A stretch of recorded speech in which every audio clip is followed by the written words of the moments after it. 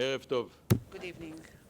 הרמטכ"ל, רב-אלוף גדי איזנקוט, Major האם אתה General יכול Gadi Eisenkot. לחלוק איתנו את Can you עיקרי please share with האסטרטגיה us שהנחתה אותך the main principles of כדי שהציבור strategy פה that guided you יבין so that כיצד the crowd מתעצבת here would מדיניות understand ביטחון how לאומי does שהביאה a national לישראל security הצלחה כל כך רבה, policy takes shape, שאני מגדיר which brought כמצב Israel ביטחוני such a משופר success שלא היה כמותו. that I am defining as ערב the טוב, best אני security מודה situation על which we ההזמנה have not ומודה seen previously. על So thank you and good ההוקרה evening.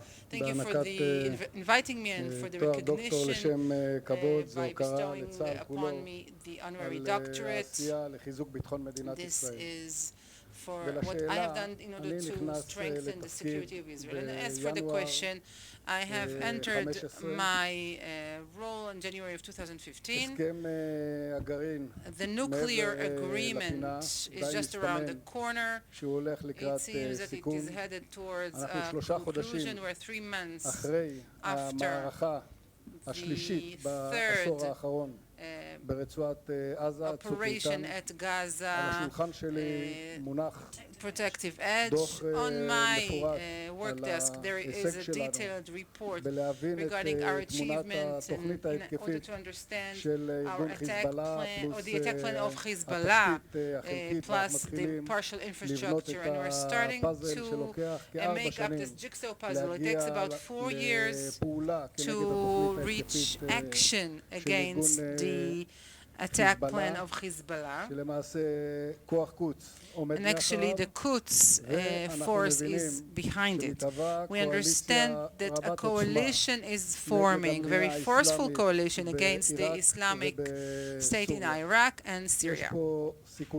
There are many risks at hand as well as opportunities. At this point, I am seeing the challenges of Israel's, the security challenges of Israel as a big glacier, and the tip that we can see is the Gaza Strip and Judea and Samaria. But the portion which is under the water is this attack plan, which seems like a plan that they want to put some attack portions and penetrations into Israel and reach a historical recognition that will vibrate years into the future. There's an understanding that the Iranians are determined to preserve Bashar al-Assad's rule. Going forward, 2015, when Russians decide to intervene, there is a strategic component that comes into the picture and it affects everything.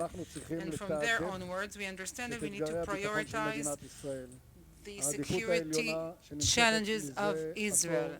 The priority that has been carried out for a decade is the Iranian nuclear program. Even if there is an agreement, we have a basic assumption, a grave assumption that there could be a secret plan. And so the IDF decides that because of the influence, and Amos explained it in detail and very accurately so, and the second component that we have located but did not really treat it is the second branch of Iran, the wish to have general regional hegemony. And we saw it in Iraq, in the Yemen, we saw it in Syria as well. And towards the end of 2015, when the Russians come into the picture and the Americans are perfecting their machine or war machine against ISIS, we identified that the achievement against the Islamic State is just around the corner. And from there we build a plan and we have a vision, understanding that Syria is the soft spot because there are only 4% of Shias, unlike Lebanon where there are 40%, in the Iraq is 68%, in the Yemen which is over 30%. And they build this plan. We are prioritizing, we're bringing it to be approved by the cabinet. We say that we're going to keep concentrating our effort against the nuclear program where the Mossad and the IDF did impressive work there for many, many years. The second component being a decision to fight and open a combined battle against the Iranian attempt to base themselves in Syria. The second priority is the Hezbollah plan, and it's not difficult to imagine what does that vision include? Trying to penetrate 6,000 warriors in one night deeply into Israel, even if we talk about hundreds of meters in a matter that will surprise us, that will throw us off balance. And the third priority is the Palestinian arena and trying to maintain it under proper rule. And we also wish to contribute to the regional battle to try and defeat ISIS and Al-Qaeda. This is the order of priority that the army is working towards.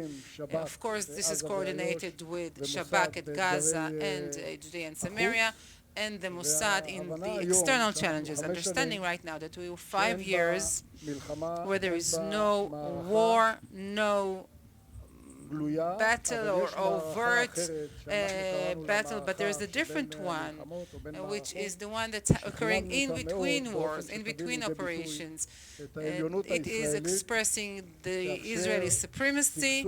It will allow for flourishing, for security for the residents of Israel, and the IDF could work for this shadow war and this priority vis-a-vis this glacier. There is, or this iceberg, there are certain prices, and the Israeli citizen, when they look at what's happening and they look at Gaza separately or the Judea and Samaria separately at a certain point of time. And I'd like to say that at the end of 2015, there is a new wave of violence we were not familiar with in the past. It is not under any guidance, but it is a spontaneous one. It is the individual terrorist attacks with knives, and it took us several months to stop this terror attack. Understanding that terror, unfortunately, is accompanying the lives of Israel from day one and even prior to that.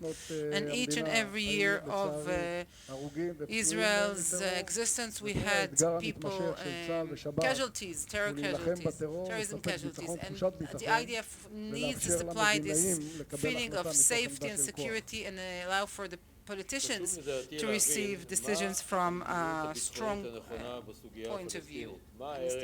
What's the value, if there is, to the relationship, security relationship with Judea and Samaria? What would happen if this is going to come toppling down?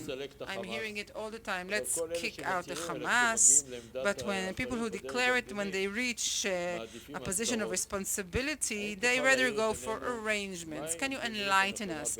What's the proper policy based on your rich experience, which begins many, many years back? This week, it's 70 years since the road agreement that started in 49, Israel, Syria, Israel, Egypt, and 69, and Israel, Lebanon. Now the question is, what can we achieve in our generation in order to strengthen that 2048 vision that was presented here, but also in the next coming years as well? In a factual way, in the Gaza Strip, there are 2 million Palestinians, in Judea and Samaria, 2.8. There are those who say 2.6 million. The Palestinians in Judea and Samaria and in Gaza see the terror as their central path for the fulfillment of their national, religious, social wishes. And therefore we find ourselves on in an ongoing struggle that is the center of all the IDF's work over many years. So this security challenge, as opposed to in other things that receive very high grades when we're talking about against the entrenchment, against the JCPOA, but the tunneling and the precision unity and the hope to open up a third front. I think this is much more complex if you compare to what we have done with all the other threats. I think that as Chief of the General Staff, we wanted to exert every effort to actually get that sense of security and to help the policy makers make a decision from a standpoint of strength, of clout. But the reality in the South find us always reacting. And 3 times we had to work in 2008, 2012, and 2014. The first campaign was only 1 division, and the second there were 3 divisions, and in 2014 there were 5 divisions used of the IDF. So in other words, there's a challenge for the way one can act and maneuver in the Gaza. So it's an ongoing challenge in Judea and Samaria, because there's a very big force that actually ought to supply that security and the sense of security. So the main question that ought to be asked in the Palestinian theater, and I'm saying that as a civilian and not as a soldier any longer, is what will bring the State of Israel to be a Jewish, democratic, safe state, but from a starting point of power.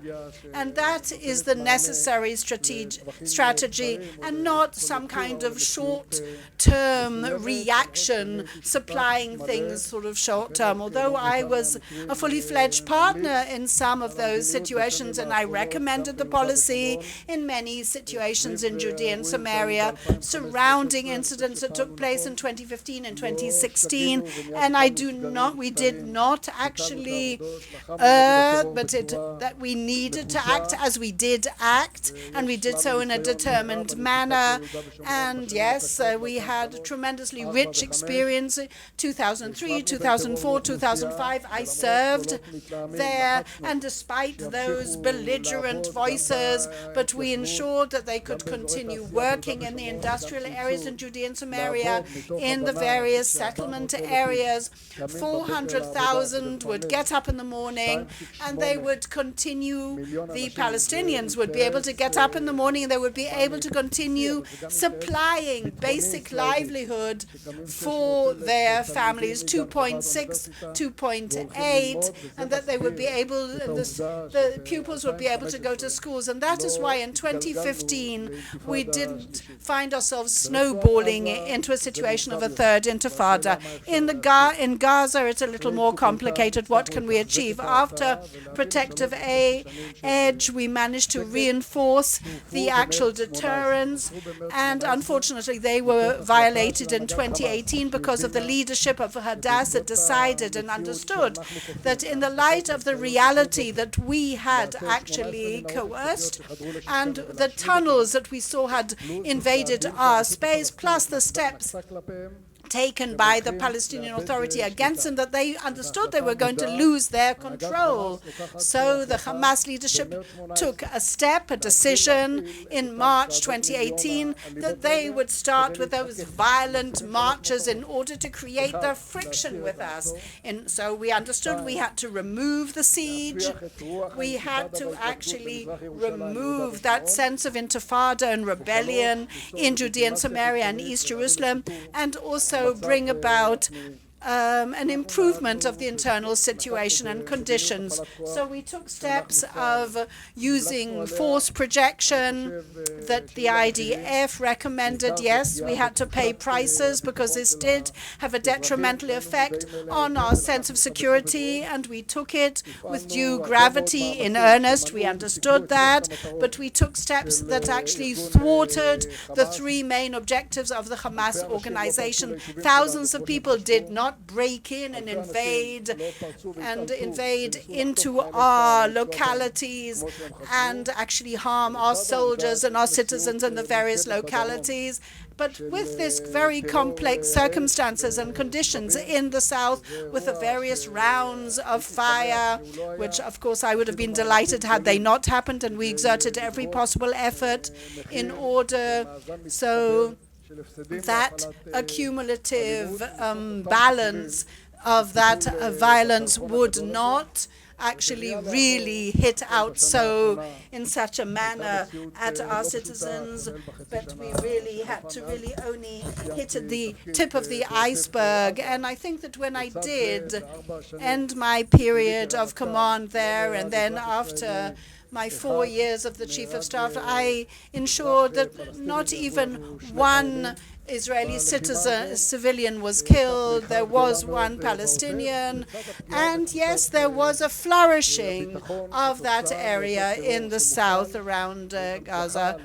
And yes, there was a very widespread focus on the terror that was actually curbed. That same year, there were hundreds of Molotov cocktails thrown at cars, launched at cars, and we ensured that not one would actually be launched against cars in Judea and Samaria, and we knew how fatal and lethal they could be. And they're also immediately detrimental to security and, of course, to people, to the actual lives of people.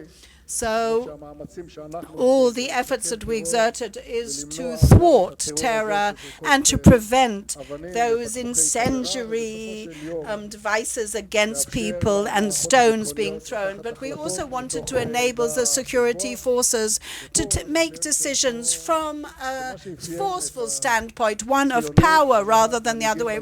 And one, I think, over the years of Zionism and historic leadership, they needed to initiate steps and take their decisions standing in a position of power, and how this would actually reach those results and the outcome we wanted. And Naftali Bennett and other people spoke about this model, role model country, one of a paragon state, so that it would burgeon and flourish and there would be cohesion in Israeli society. If we talk about the conscription law and the sharing of each youngster in the security of the State of Israel by that conscription law, there's going to be a new multi-annual plan, but sometimes in history, various events or historical developments, maybe there's something because of the impression, because of their appearance. I mean, look at the incendiary balloons, for example. Whether they're logical or not, couldn't this bring around an escalation of the situation?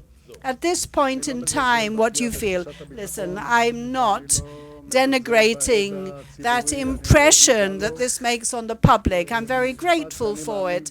And a sentence that I truly believe in is that most important component in the IDF's capabilities of fulfilling its objectives is the trust of the people in its people's army, and they are doing the maximum in order to ensure that trust, and that is what the people must feel, because that's what they're doing. But I would just like to say what happened in May to August 2018. The Israeli public saw the incendiary balloon terror, and at that time we concentrated our efforts against the entrenchment of the Iranians in Syria. In May 2018, we attacked over 70 Iranian targets because of the missiles launched against the State of Israel. In parallel, the whole time, I'm thinking about the fact that Hezbollah is completing part of its offensive attack against the State of Israel. In other words, the Iranians are succeeding in actually penetrating with pinpointing certain things in the State of Israel, and they've been planning and actually budgeting this offensive plan against the State of Israel. So therefore, we're thinking about the military and the civilian targets.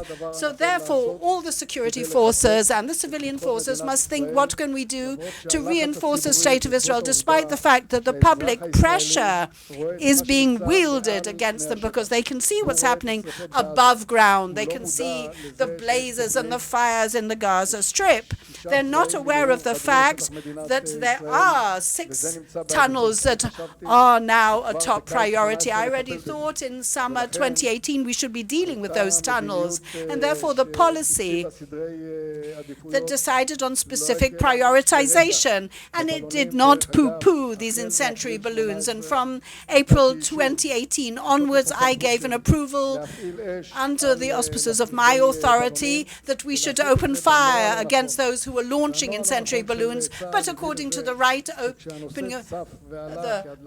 rules of engagement should be adhered to. So one of the ministers said it's as if the chief of staff is denigrating that idea and not looking upon it with its full importance.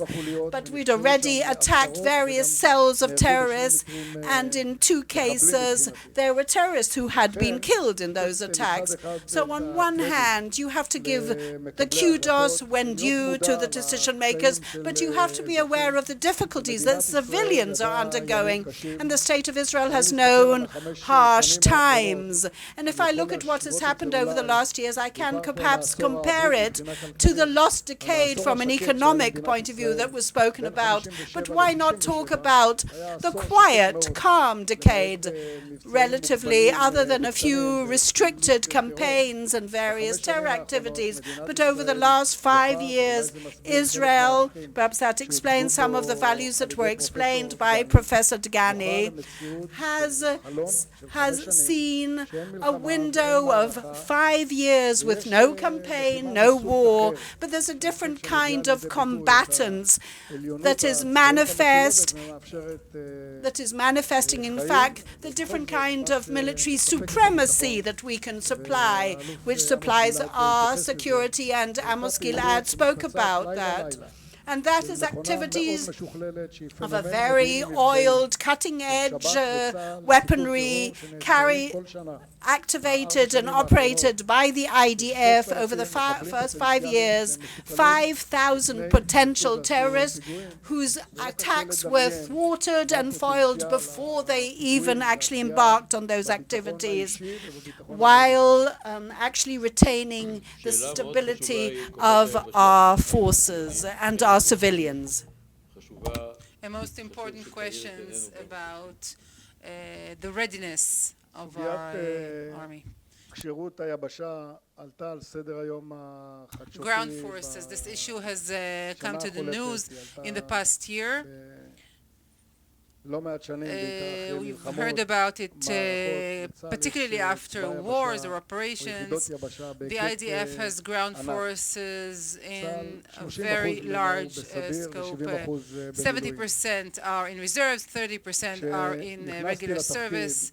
When I came into my office, I initiated a program that is a cooperation of the Minister of Security and the Minister of Finance.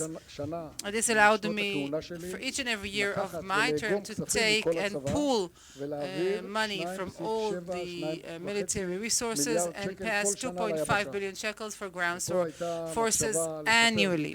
And the thought here was to improve on training, and there was a program that was built for that purpose. And still, the score of readiness is not 100, but there are parameters. Readiness of ground forces for war, it's our platforms, infrastructure, operative plans, level of training, basic equipment. These 5 years allowed us, plus the nuclear agreement, which brought me to the understanding that there is a window of opportunity that will allow me to transfer the resources and strengthen our ground forces. And I will say something that might surprise some of you, but I've also stated it in several meetings in the United States where I visit, and I say with full responsibility, I'm not going to say that the readiness of our ground forces is 100%. It's differential in respect to the priorities that we have posed, but I'm stating unequivocally, and I stated that last August as well, that the readiness of our ground forces is a good one. And I state one other thing. IDF has the components of the most advanced components for ground forces work. We don't have it for the entire army, but we have the best tanks in the world, Merkava, number 3, defense and offense, it's the most progressive tank in the world. We have the Namel tool. We have a missile competency that can harm to the point for short, middle, and long ranges. No army in the world has that. It's most advanced in the world. We have control and command capabilities most advanced in regard to all other Western militaries and the American ones. We have the Iron Dome system that knows how to defend our home front. We have a very advanced capability. The personal equipment was improved very much so in the past 3 years. The scope of training went back to what happened when I was in charge of the Golan area. We enlarged it in the amount that we didn't see for dozens of years, but we still have gaps. It's not true for all units. We have various divisions. We have area divisions, we have and the competency and readiness, we still have some way to cover, but I'm very certain that ultimately the most important thing is not the platform or the missiles that I mentioned, but rather soldiers, spirit of fighting and commanders, and I'm totally convinced that even today we have excellent soldiers and we have the spirit of fighting. And I understand the frustration of the commanders, particularly the young ones who say, why don't they operate us? Ground units are not operated as much as aerial units done. We have to cultivate their spirit and their willingness to fight and go to war and win. But this needs to be done when it is necessary, when it is called for. And I'm very much convinced in the capabilities of our ground forces to obtain and do any task they will be required to do.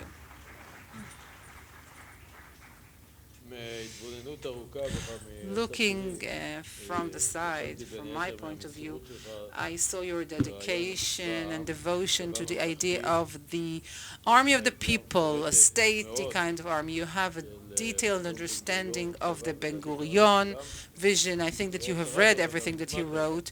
Not only read, but also implemented it. And I saw you writing the conclusions after you finished your term.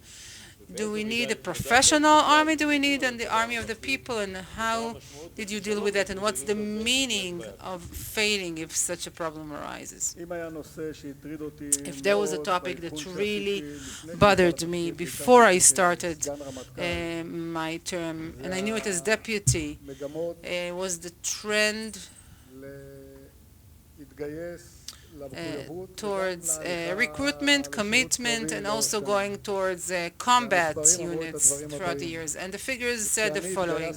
When I started my army service, it was about 83 or 84% of young people who went into the army service. When my son started his army service 3 years ago, and he will be released in a week's time, it was 67% of people, a very bothering piece of data, understanding that out of 100 people who should have gone into the army service, only 37% do it. And I ask myself, what's going to happen in 20 years' time when it will drop to 50 or 45%? Understanding that the most important component vis-a-vis the public is exercising the potential of people in Israel, and the IDF has a very clear task. It is defined in one line. The role of the IDF is to protect the country, to ensure its existence, and to win the war. This is what the IDF is intended for. And I thought that if this process continues, it's a very dangerous process. And the temptation to say, well, it's not working, so let's go to an army of the people. It's going to bring a devastation and then I'll start talking about existential threats. And so I thought we need to turn the ship around and to raise it back to 67, 70, 80, and 90% recruitment and go back to it as a target. And so we went for an in-depth process that prioritized the combat soldier in the IDF, that increased in we increased the number of ultra-Orthodox soldiers. It actually minimized the part of the figures that I mentioned. And if I look at the natural trend, a decade ago we had 700 ultra-Orthodox soldiers, and now, as we speak, there are 7,600 ultra-Orthodox, out of which 400 are serving full-time.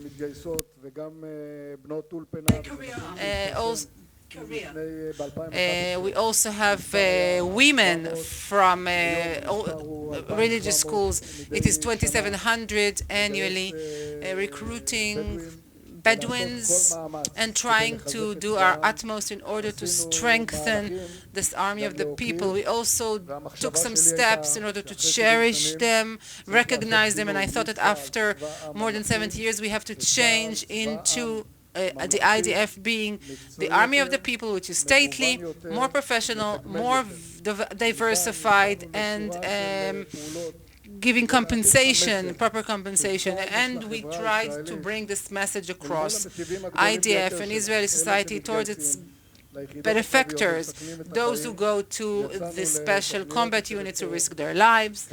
And we had all sorts of programs. We have Chemda here from the Ministry of Defense. She was a loyal partner for launching these initiatives in order to bring this message across. We are the IDF. We, the Israeli society, cherish those who lead the way. And I think we have to do everything that is possible in order to strengthen the army of the people as a component of the IDF, fulfilling its goal, its vision, and the Israeli society reaching the vision that Professor Dgani mentioned earlier.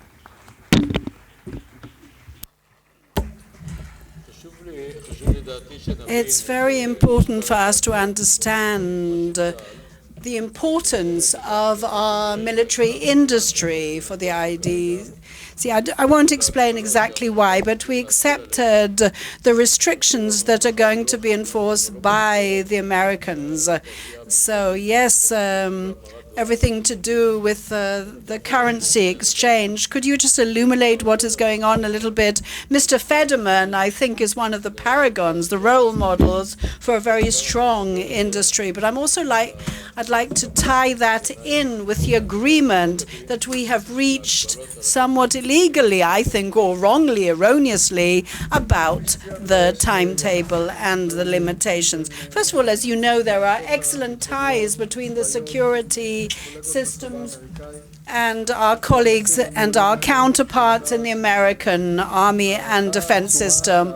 And we have tremendous admiration and for them, and they know they have a deep appreciation of what our capabilities are, those capabilities that I mentioned. So if I'm talking about our best control and command systems better than anywhere else, so in other words, our vision. So we've sold these to other countries, and they laugh and say, is it this version or that version? But we've seen the vision, and they admire it. So when they see our offense and defense systems that were developed in our security industry that give us force multipliers against our enemies, and they actually have brought around a situation that our military supremacy is unequivocal, with a very extensive supremacy and scope, then I think thanks to our military industries, and therefore we have to exert every effort to reinforce that and look for collaborations that would enable us to be in the forefront of technology, the military technology around the world. Unfortunately, time is short. We could have sat here all night, but it won't happen. The IDF has a very special role in the molding of our ties with the United States and other countries. People sometimes don't understand what military diplomacy is. Is it a force multiplier? Is it just sort of networking at cocktails? What is it? What does it mean? Well, in reality, nowadays, where there's a global terror threat, then there is tremendous importance embedded in regional and global collaborations and cooperation. The National Defense Minister from Greece, he was the Chief of Staff, General Staff in Greece, and we met many a time in the United States. I mean, he was here, he honored us with his presence. And there's so many Chief of Staff sitting together when the Israeli Chief of Staff was invited then, but they didn't want to sort of insult all those who came from the Arab countries in the past, and suddenly they were. So that, I think, manifests the admiration that people have for the IDF because of their low-profile contribution with their ground, intelligence, aerial, and marine achievements. And some of those collaborations that are taking place between the various echelons of power in the Arab countries, because there's a kind of covert activity and collaboration going on which have built these ties gradually, and with tremendous admiration for the IDF capabilities. And we're talking about collaboration on we're talking about various maneuvers and other collaborations on the military level and strategic level, and other things that we worked with, that the Russians, for example, acted with Bashar al-Assad, but they understood how important it was to prevent friction and how important it was to give us a completely independent modus operandi there. So when this has been enabled in such a complex reality, so we're talking about very extensive military activities here in the Middle East, in Syria, for example, which was published only because of the tremendous admiration that people have for the IDF's significant contribution. And I can really count on one hand the number of military and armies around the world that do have that capabilities. Finally, do you have any special message for the audience here and for the Israeli public? The main message is that in security issues, I can testify to the fact from 20 years experience, there was a turnaround in the plot. I became the military secretary of the prime minister. I served under 2 prime ministers, and then another 14 years in the general headquarters. I can say that in security issues of exerting force, of making decisions, of risking soldiers, the decisions are made with great consideration, very professional. And I can say about the 4 years that I was chief of staff, the decisions that were taken in the knife intifada, it was quite a difficult situation. It was a reality within the political. We took the right decisions, deriving out of the most basic consideration, what is the right thing to do? The decision to deal with the Iranian entrenching in Syria and to wage a battle wasn't something self-evident. There are risks today, and of course it's published partially in order to respond to the internal need of the Israeli society. It's looking at the south and to say that there's something very serious that creates balance and exerting force. We're not afraid to act, but we do it out of the security security considerations for the benefit of the state. It came to a peak, I think, in the decision to act against the attacks from Lebanon. There were great disputes and discussions. There were also some fears that it might lead us to escalation in the north. But when things were presented in a very serious way, and also the controversies within the army, I brought the objectives to the cabinet and I gave them double time than my time in order for them to talk about their arguments, and finally the right decisions were made. And I hope that for the benefit of the security of the State of Israel and for the benefit of the advancement of the state in all aspects, not just security ones, we shall continue to do the right things. And the thing that is right to do is to have a conscription law that will encompass the public in Israel at large, that 80–90% of the people will enlist into the army and not 67%, and that there'll be a wide agreement, not because some political conjecture to do it for somebody's convenience. We continue to do the right things, and that in the Israeli society as well, which is less tolerant and wants responses here and now, and I understand that people will understand that these decisions are made in order to strengthen the security of the state. And maybe I'll say a sentence to conclude about the very complex situation we live in. When people ask me about the national security balance, I always start by saying what Amos Gilead just said, that the national security of the State of Israel today is at its peak as far as the military supremacy, the security, 5 years of quiet, which is unprecedented in the last 40 years, except for the events around the Gaza Strip. And there as well we have to deal with it. Maybe there will be some battle there, but it has to be done out of consideration and serious thought, responsibility, not because of any pressure of any sort. We have to ask ourselves, why are we waging war? And State of Israel is blossoming and flourishing. It shows the GNP, it shows the number of tourists. It always reminds you the blossoming of the settlements around Gaza and the prosperity in the State of Israel in the last 10 years. I think in the last 5 especially, without any battle, without any war. And when we make a decision, or when the political echelon will decide to go to war, and that it will be correct to risk soldiers in order to fulfill their missions, it should be out of the right reasons.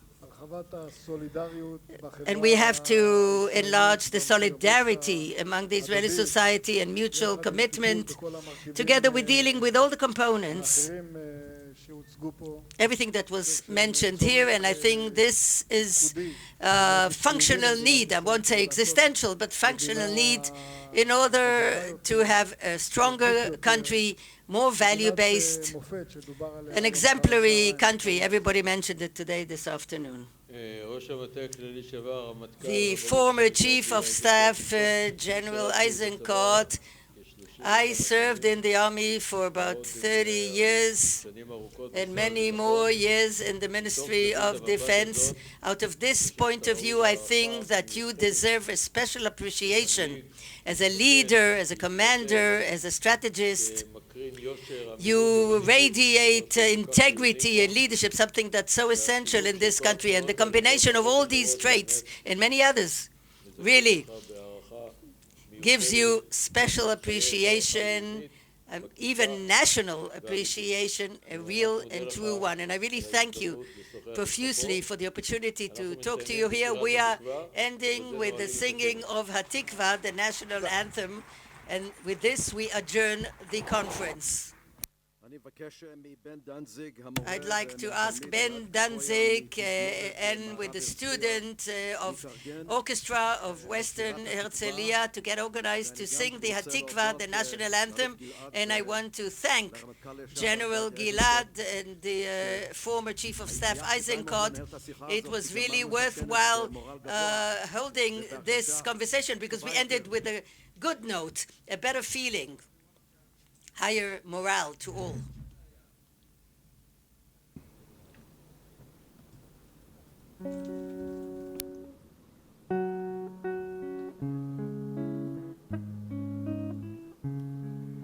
כל עוד בלבב פנימה נפש יהודי הומיה ולפתי מזרח קדימה עין לציון צופיה עוד לא עבדה תקוותנו התקווה בת שנות 2000 להיות עם חופשי בארצנו ארץ ציון ירושלים להיות עם חופשי בארצנו ארץ ציון ירושלים. תם הטקס, תיסעו בזהירות ולהתראות בשנה הבאה בהרצליה.